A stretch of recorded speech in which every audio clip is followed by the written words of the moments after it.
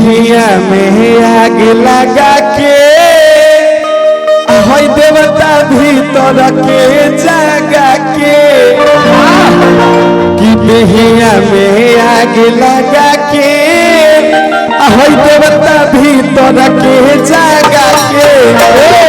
और का तो काहे छलके लू छमका के बात से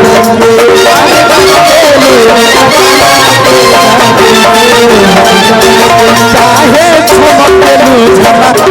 के बात से दादा के काहे मछरी में अनौतराई दड़ा देखी बाबू तू हुआई बड़ा काहे मछरी ने अनौतराई बड़ा देखी बाबू तू हुआई बड़ा और का कि देहिया में आग लगा के भीतर के जागा के देहिया में आग लगा के भीतर के जागा के तो काहे झमके लू झमका के काहे से झमके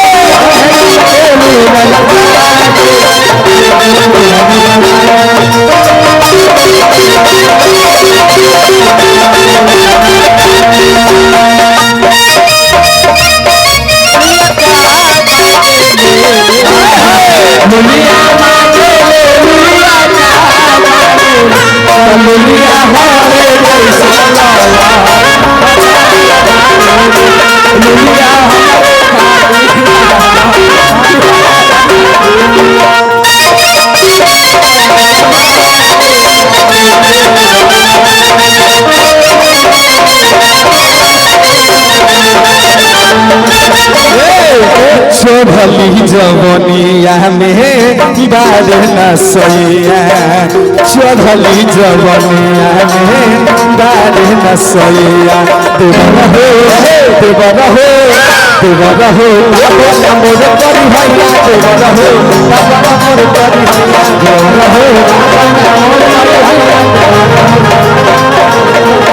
देवर हो तब न मोर करी भैया देवर हो तब न मोर करी भैया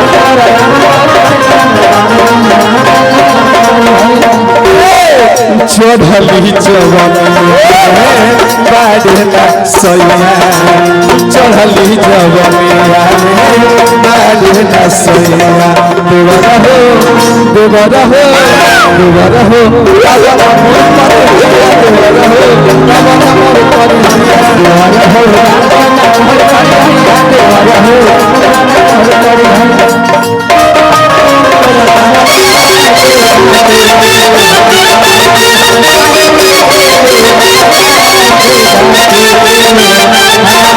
ए भैया अच्छा हाँ एकदम एकदम जरूर सोहर अच्छा एगो गाना हमें गा देते नहीं खिलाओ ना ओकरा बाद से बंद कर देते एक सोहर हो जाओ ओकरा बाद कार्यक्रम मन के लिए बस काफी समय हो गया।